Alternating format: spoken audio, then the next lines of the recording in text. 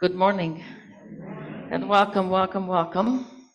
And it is clear that David and I did not coordinate, for he shut my talk down. I was gonna come, tell you, get off your fat laurels,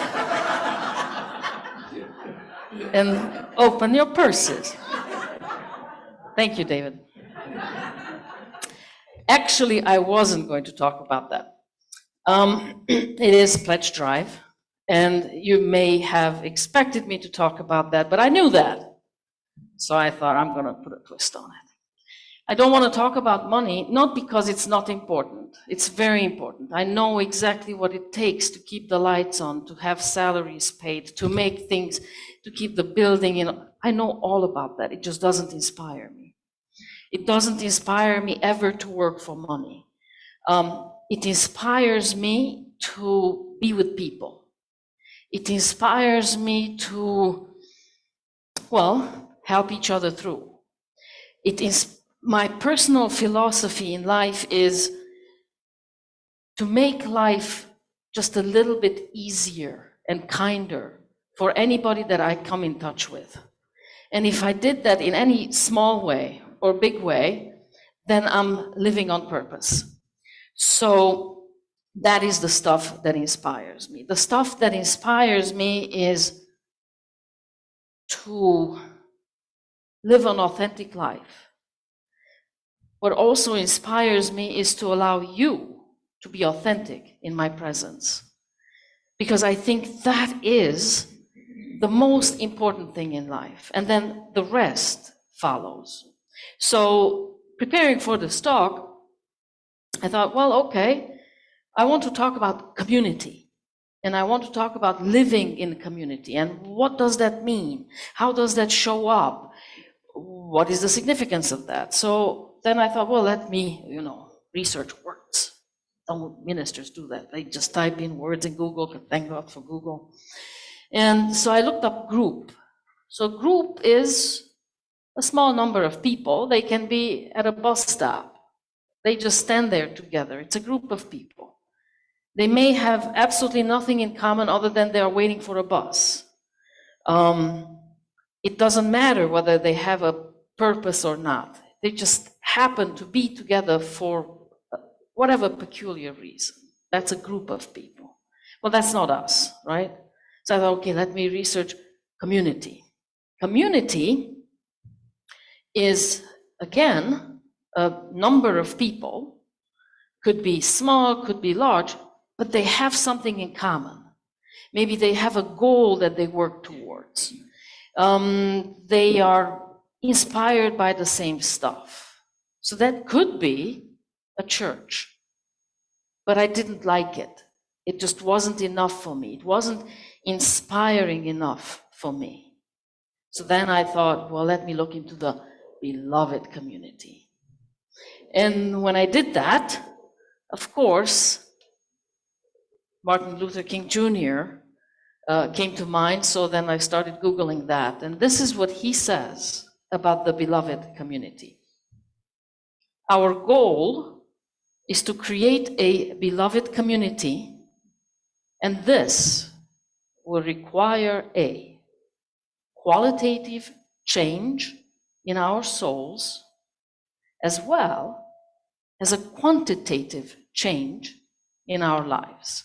So the beloved community requires a qualitative change in our souls, as well as a quantitative change in our lives. Well, what did he mean by that? It sounds good. Like when I just first read, I think, yeah, I want that. I want to explore that. What is that about? So this is what he said. The beloved community has to be absolutely inclusive. Now, inclusive doesn't just mean that if you walk in here and you look different, you sound different, you're welcome to walk in here. It means that if you walk in here and you look different, maybe the color of your skin, maybe the way you dress, the way you show up, the way you carry yourself. You may be a man dressed as a woman dressed as a man. You walk in here. It's not just that you're welcome to be in here, in this space, but that we embrace you. Like, we see the difference and we embrace you anyway.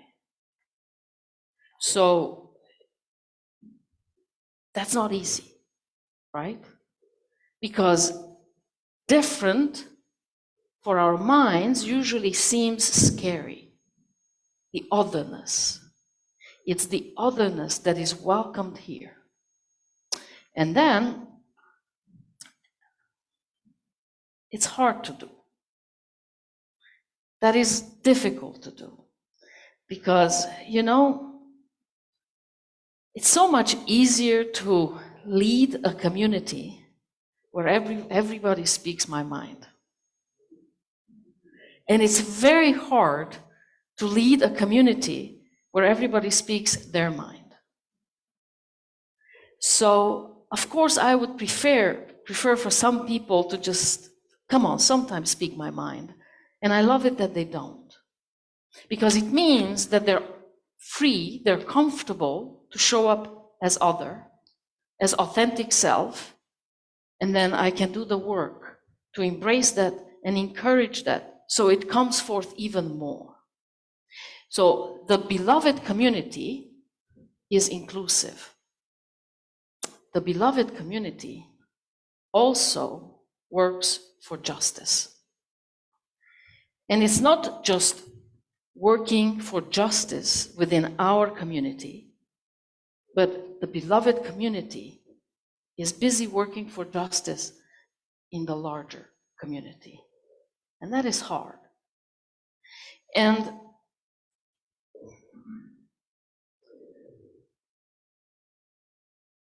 with all my love, in this, I speak more about myself. I speak about myself firstly, and then also about our community. We are also very busy, and we care about social justice. That it sets our community apart from maybe other communities, that we are very conscious about social justice issues. Here is where I lack.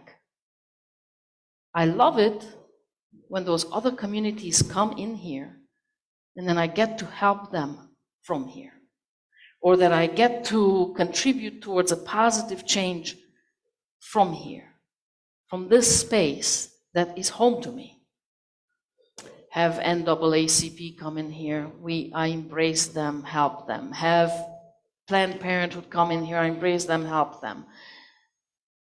What I lack at is to go over there and get to know them where they are at home, where I am the other. It takes a certain sense and willingness to make oneself vulnerable, to want to become the other. Here, sure, I'm the great host. But there, I'm the other. I'm the one that's vulnerable. And I don't do that well. And I think we as a community don't do it very well either. And I would like for us to work on that. Because being the beloved community means that we are good neighbors. And you can't be a good neighbor without communing with the other.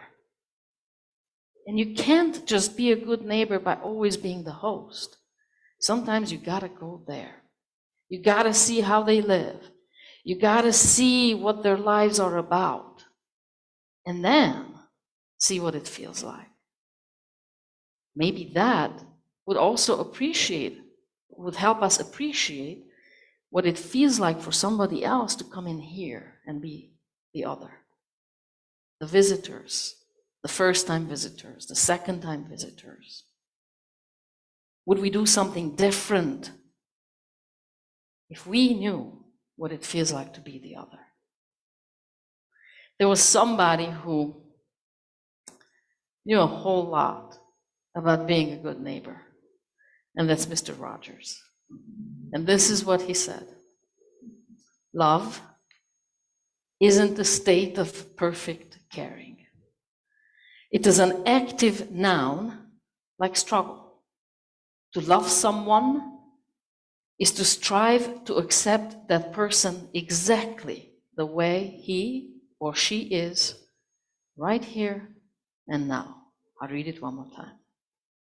Love isn't a state of perfect caring. It is an active noun like struggle. To love someone is to strive to accept that person exactly the way he or she is, right here and now.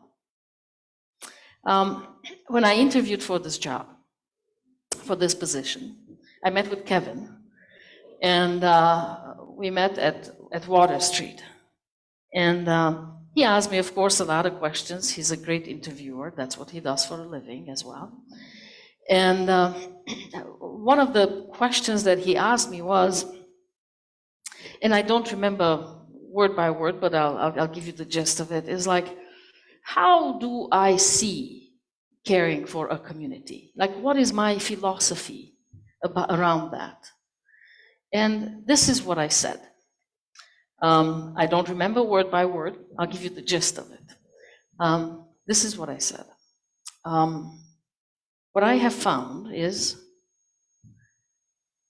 that, and I remember these are the words I said, from root to fruit. In fact, it's what I titled my talk. And I said, I believe in caring very seriously for that which is already there.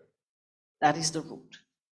The people who have created this community, the people who have, given, got up off their laurels and opened their purses, and they gave their resources, and then they gave their heart, and they had the dream of creating this community. So I care about, I find it very important to care for the root. And if you do that well, fruit happens anyway.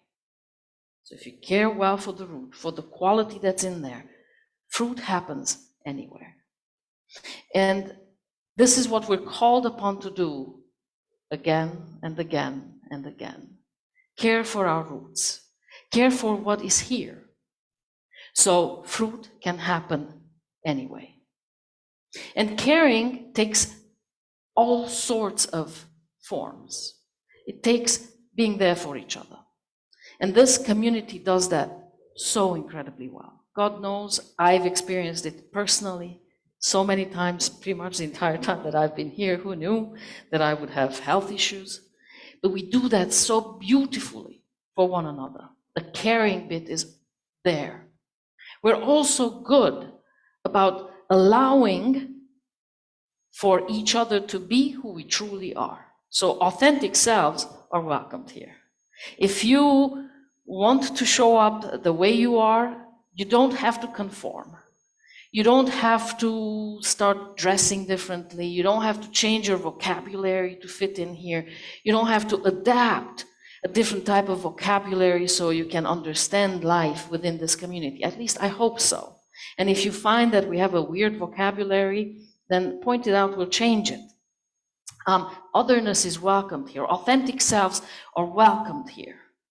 We have done that qualitative and quantitative change to our souls and to our lives in so many ways.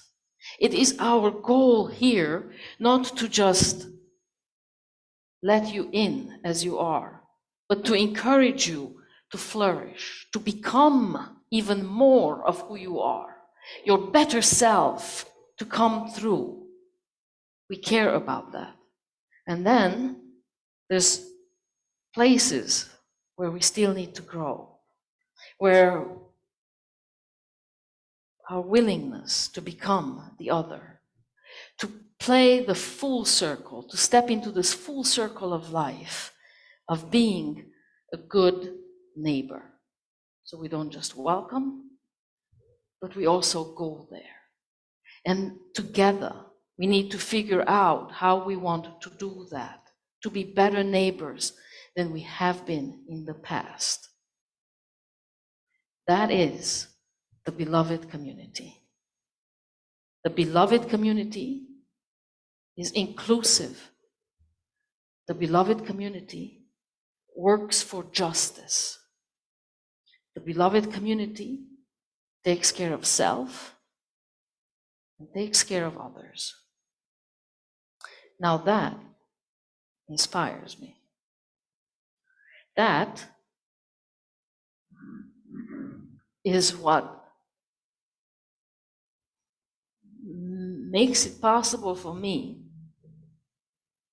to make that dreadful drive every Sunday morning from my house to here. That is the worst drive I ever take. That's when all my doubts come forth, thinking like, gee, who do you think you are, that you can stand in front of people and pretend like you have anything to give, like you have anything to share. The most dreadful life. And then when I'm here, I flourish. When I'm here, my authentic self is welcomed. When I'm here, I come alive. And I hope that you also have the same experience. And if you don't, come to us, come to me, because that's who we want to be here. A maximally inclusive community that doesn't just welcome, but embrace and support all of us becoming more of who we are, our true beautiful selves. Now that is the beloved community. And I welcome all of you to this beloved community. And may we make it even more beloved, even more better together. And so it is.